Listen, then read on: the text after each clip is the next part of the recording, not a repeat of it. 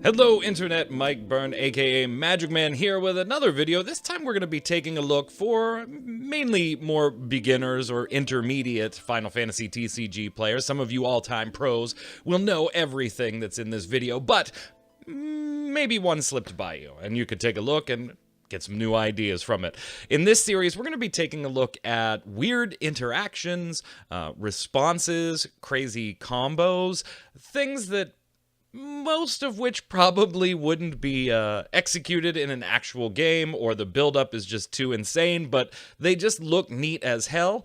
So we'll cover those. We'll also cover just different interactions that kind of change the way the game's played, or responses that are really, really clever in certain, probably very, very rare situations. So all this stuff borders on the could happen, but in most cases probably won't, with some of them being maybe a little more common than others.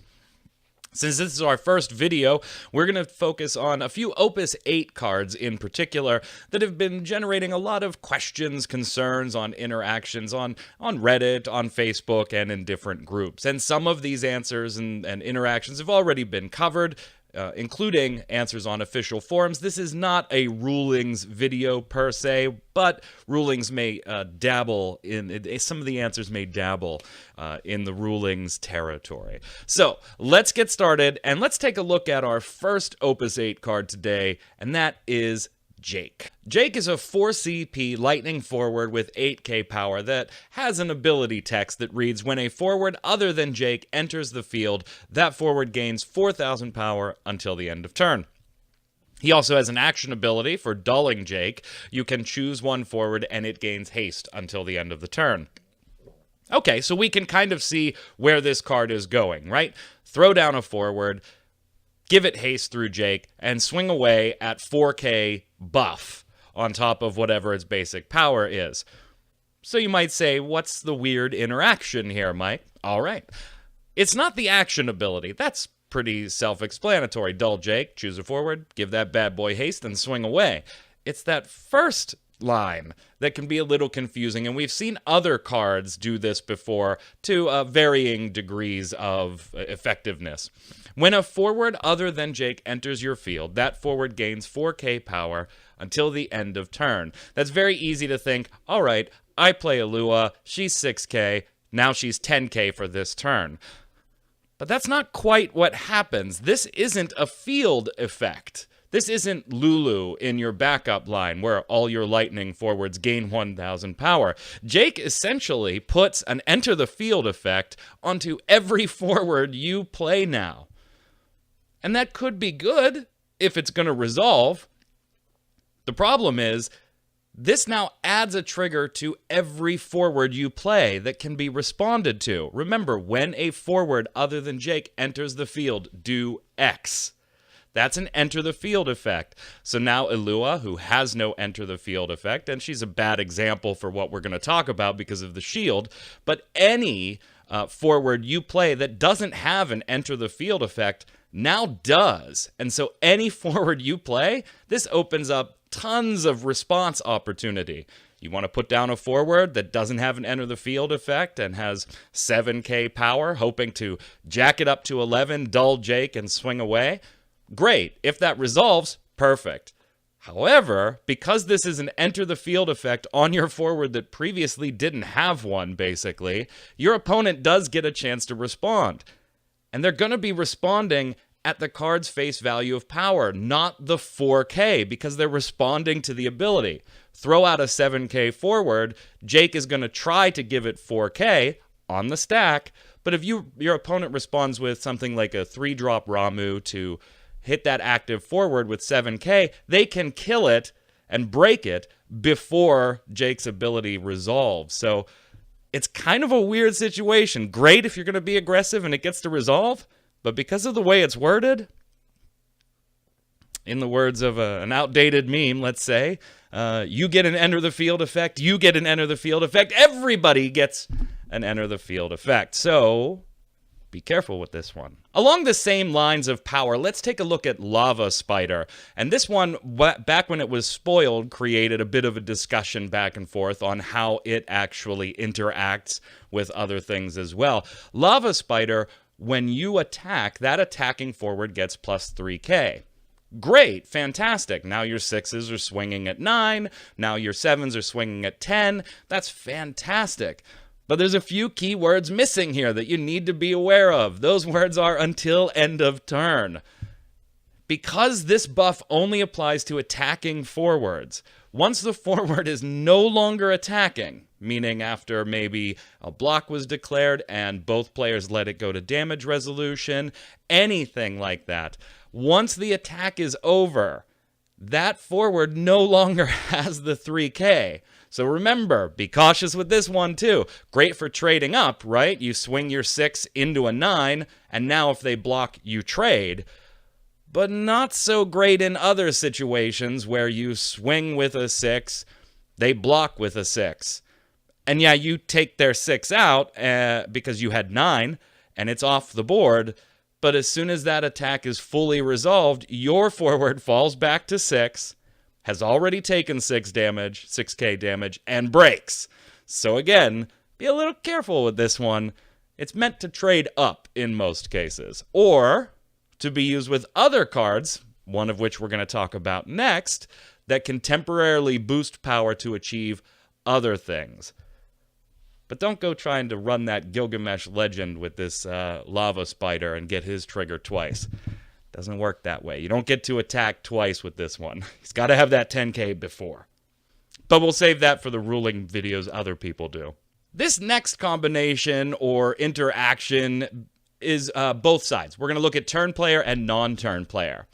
We're going to take a look first at one of my favorite cards in the set that I've been playing around a lot with, and that's the Alphino Forward. It's a 2-drop lightning forward at 5k power, base power, that when Alphino attacks, dull all the forwards the opponent controls that have a power equal to or inferior to Alphino's. Pretty nifty combo. Typically, if you're running in a mono lightning deck, you're going to have Lulu on board. That makes Alphino 6k instead. If you're running this Alphino, you're probably running the backup Opus VIII Alice that gives this Alphino 1k power and could be dulled to give this Alphino haste. Now all of a sudden, you have a 7k forward that's swinging, and 7k is kind of that really sweet spot right now, where that's going to dull down most of your opponent's board when you swing, with additional things like Cyclops, reducing power by 3k on the opponent's board, and other factors that can change not only Alphino's power, but the power levels of your opponent's forwards. If you stack them on Alphino's dulling ability, you could really start dulling down a board of 10Ks and swing for the win, theoretically. And that interaction happens more often than not, if you're running the correct pieces. But what about Layak? That kind of seems like the cure-all response for anything that dulls your board, right? If my opponent is going to dull my board or be swinging into me, I'm going to throw down a Layak, and once they attack once, everything's going to get up. And so right off the top of your head, a newer or more inexperienced player might say, great, swing with Alphino, Layak's going to break and bring everybody back up. But this interaction works like a lot of other interactions, and our world champions already know this type of stuff. But for those of us that are more in the intermediate level, you've got to remember where and when things happen in the stack's resolution. Who's the turn player? Who's the non-turn player? Why? Well, Alphino's ability and Layak's ability are both triggered by the same event, a forward attacking. So if I have Alphino and my opponent has set down a Layak, if I swing with Alphino, both of those abilities will trigger simultaneously, because the only requirement for both was when a forward attacks for Layak, and Alphino when Alphino attacks. There we go. We've got a forward attacking. Since I'm the turn player attacking into an opponent that's got a Layak on the board, anything that triggers simultaneously, whether it's abilities of mine or abilities of my opponents, are going to go onto the stack at the same time, but as the turn player, mine will enter the stack first. So Alphino's ability will hit the stack along with any other triggers that I might have had based on when a forward of mine attacks or when Alphino attacks in this particular example. Then my opponent's Layak hits the stack. Anything that is triggered by that same event that my opponent has will go on the stack. So Layak will resolve, activating everybody if anybody was dull, and getting the card draw, of course. Then Alphino will go off. So at the end of the day, we not only dulled down our opponent's board because it resolved last in the stack, but we kind of nuked a Layak. But we gave them a card for their trouble. So 6 of one, half dozen of the other, I guess. Moving on, we've got a really interesting one, and this was actually confirmed in an interview with Kageyama-san about some of the Opus VIII cards, an interview with the producer, and this is a card that's been giving a lot of people a lot of grief. So let's take a look at Arden, a 7-drop Earth forward with 9k power that's brave, and Arden cannot be broken. Now, Arden does have an additional text that specifies at the beginning of your opponent's attack phase, your opponent selects one character that they control. They may put it in the break zone, and if they do so, Arden can't block this turn. So there is kind of a built-in way mechanism to get around Arden just blocking and crushing all of your attacking forwards, of course at the expense of you sacking one of your own characters. Now, it's important for a couple of reasons the way this stuff is worded. You've got to pay attention to it as an intermediate player, and even as a world-class player, those guys and gals are super, super focused on text, individual words, where things appear. Because if something says select, that happens at resolution. If something says choose, that's happening at the initial casting and then checked at resolution as well. So you've got to pay attention to the words here. Now, Arden can be scary if you have no way to deal with this bad boy. A number of ways to deal with it may seem pretty obvious to you, right? Anything that doesn't break, that's going to be great. So we can reduce Arden's power to 0, resolving Arden to the break zone instead of breaking him. For instance, in my mono lightning, it wasn't ideal, but in a mono lightning deck yesterday at a tournament at a locals that I was at, I in fact did have to remove an Arden from the game, and I ended up using a 4-drop Ramu that was a 7k power reduction with a Cyclops stacked.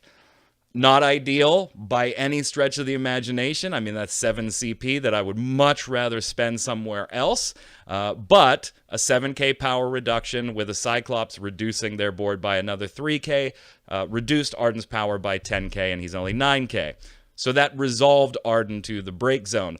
Other summons that select or move things to the break zone or put things in the break zone, depending on how the wording is, will get rid of Arden. Anything that breaks a forward will not. Don't try and run a Stinian into Arden and break a blocking forward. Arden can't break. But here's a nifty little interaction that's probably only going to happen once out of every X 100 games, but it involves another Opus VIII card. This time it's the Water Ninja card. So let's take a look at that on the screen here for you. So our Water Ninja... I love this. Like, I almost want to run Water just because I am seeing Arden in my local scene quite a bit. I almost want to run Water just to get this combination, but obviously it's one of those, man, that's a really cool interaction, but is it really worth it? Our Water Ninja is a 3-drop water forward at 5k power that for 1 water and dulling and sacking ninja, putting it in the break zone, you can choose a forward the opponent controls, activate it, and gain control of it until the end of the turn. And you might initially go, well, great, I can't attack with Arden or anything, and what am I going to do? Block with it and then give it right back? Okay, but if you think about this interaction, and it is a fun one, this actually can be used to move Arden to your opponent's break zone. How so? What you do is on your turn, you go to your attack phase. That throws Arden's text onto the stack. Remember, Arden's trigger is you entering your attack phase. And now we have to pay attention to the words on Arden's card. At the beginning of your opponent's attack phase, so our attack phase, and we've got our ninja on the board, and he's been there for a turn or two, so we don't have to worry about needing haste or anything, since the ability does require dulling. Your opponent selects one character that he or she controls. He or she may put it in the break zone, and if they do, Arden can't block this turn. Well, with the keyword selects there, I don't have to make that choice until actual resolution of Arden's ability. So I enter attack phase, which pops Arden's text onto the stack, and I am going to have the option to select a character to declare that Arden can't block.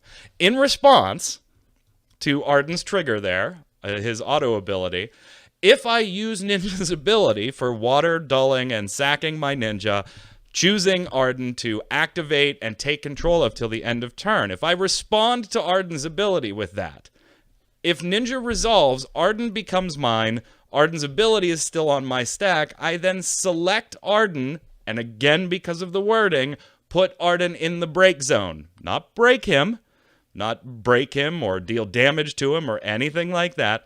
Put a character into the break zone. She may put it in the break zone. That's not breaking. So I can take control of Arden and then select Arden for Arden's ability to put Arden into my opponent's break zone, just to declare that Arden couldn't block. It's one of those funky interactions that is really cool, probably won't happen all that often, but is absolutely going to work if you ever do trigger it. Kind of neat. And we're going to take a look at one more here with another common card that we're seeing a lot of questions with regarding when it comes to Opus VIII, and that is the Luna Freya backup. It's a 4-drop water backup. If you control category 15 forward, the cost for playing Luna Freya onto the field's reduced by 1. All right, great. It gets a little cheaper. During your opponent's turn, when a forward other than light and dark you control is put from the field into the break zone, you may put Luna Freya into the break zone. If you do so, play the forward placed into the break zone onto the field dull. So it's a nice little recursion effect when your opponent is attacking into you. If you block and put it in the break zone, you have the option of sacking Luna Freya to go and get that back. But again, where and what is on this card is what makes it really important and really fun on the interactions combos type front. So let's take a look at cards like White Mage from Opus VI or Enuo from Opus III. We've got Yuna that can do this too. Anything that our opponent might have that can get rid of cards in our break zone. Can you cause them to waste Luna Freya's ability here? And again, this dabbles in a little bit of ruling, but I'm sure you're going to see a lot more if you're interested in this topic on monsters that are forwards being rezzed, and lots of light and darks, Cams and Yuris, things like that. I've already seen them on the Facebook pages. There's been quite a bit going back and forth the last day or two about just fun ruling type questions like that. We're not going to cover that here, but we do want to see how this card interacts with responses like White Mage, things like that. So again, let's take a look at the wording very specifically on when we put Luna Freya into the break zone. That happens later at El Resolucione. I'm not sure if that's right. Resolution. Yes, it happens at resolution because we may put Luna Freya into the break zone. The trigger was one of our forwards going to the break zone, and we have the option to choose that character, then break Luna Freya to bring that character back dull. So can our opponent use White Mages and things like that, Legend Yunas and things like that, to kick things out of our break zone in response to Luna Freya?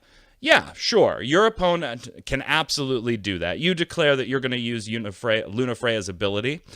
Now I'm mixing them. Luna Freya's ability, and your opponent responds with a White Mage or whatever to choose that same forward and remove it from the game so it's not in your break zone. The question is, do you lose Luna Freya then? And the answer is no. This is really cool. So you can sit there and milk the triggers that your opponent might have to take things out of your break zone and put them out of game simply by announcing that you're going to attempt to use Luna Freya's ability. Since we don't lose Luna Freya until the resolution of this effect, if I say, hey, I'm going to use Luna Freya's ability to bring back Legendary Aerith, let's say. It's a wind character, so it doesn't, it's not light or dark and doesn't violate Luna Freya's own text, so a totally valid target. And our opponent uses their white mage to take Aerith out of the game. That in response. So that goes off first in the, or is the last thing onto the stack, so it's the first thing to resolve. I lose my Aerith, it goes out of game, but I don't have to sack my Luna Freya, because that happens at resolution. There's no target. I can't do anything anymore. So I can just next time announce that I intend to use it again. And maybe I announce that I'm going to use it in situations where I don't really intend to use it. I just want to milk that white mage play off of my opponent's board, or force a spend of CP. You can use a lot of bluffing with this type of card, since you're paying at resolution by putting Luna Freya into the break zone. So that's episode 1 here of our neat little combos, interactions, resolutions, particularly focused on Opus VIII. What I'd like to do is get your feedback below on some really ridiculous combinations. Somebody at Locals yesterday gave me this weird setup for like 6 cards. Could be doing a video on that, and I don't care if they will ever play in an actual game or how realistic they are. If you've got something really, really neat you'd like me to showcase here, put it in the comments below, and if I need some help explaining it because you've got a bunch of things going on, I'll be sure to reach out to you. Until next time, gang, this is Mike Byrne, aka Magic Man, saying stay safe and shuffle up.